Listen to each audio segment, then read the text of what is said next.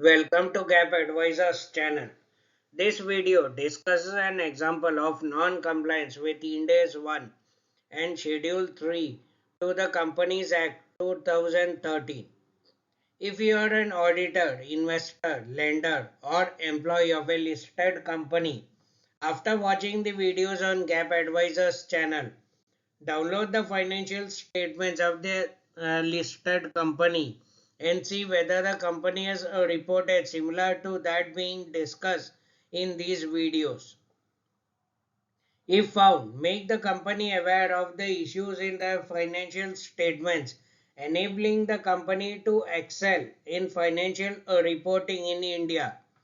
You may contribute your desired amount for the knowledge obtained by scanning the QR code given in the slides. A review of financial statements lets you know the degree of reliance you can place on the information in those financial statements. If you would like to get financial statements reviewed by GAAP advisors, you may mail them to info@gapadvisors.com. Schedule 3 to the Companies Act 2013 divides statement of changes in equity in two sections: movements in equity share capital and movements in other equity.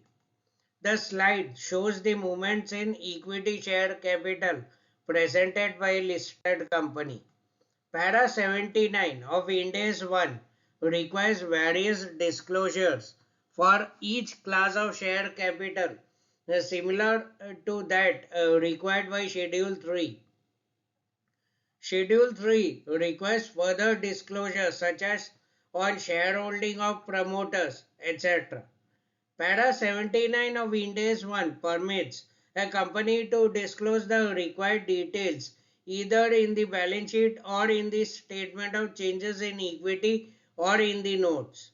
The company has disclosed the details neither in the balance sheet nor in the statement of changes in equity. Therefore, the company should have disclosed those details in notes. Para 113 of Ind AS 1 requires a company to cross-reference each item in the balance sheet, in the statement of profit and loss, and in the statement of changes in equity and of cash flows to any related information in the notes. Similar requirement is there in subclause 2 of clause 4 of general instructions for preparation of financial statements of a company required to comply with Ind AS of Division 2 and Division 3 of Schedule 3 to the Companies Act 2013, except that Schedule 3 is silent on cash flows. Anyways, Ind AS requirements prevail over that of Schedule 3.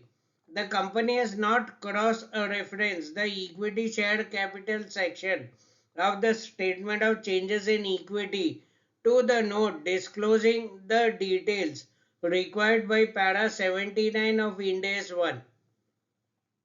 Therefore, the company has not complied with Ind AS 1 and Schedule 3 to the Companies Act 2013. Due to this, statement of changes in equity and notes have been impacted. Thank you so much for watching this video. Hope this video was useful and you have contributed your desired amount by scanning the QR code for the knowledge obtained. If you would like to get your financial statements reviewed by GAAP advisors, you may mail them to info@gapadvisors.com.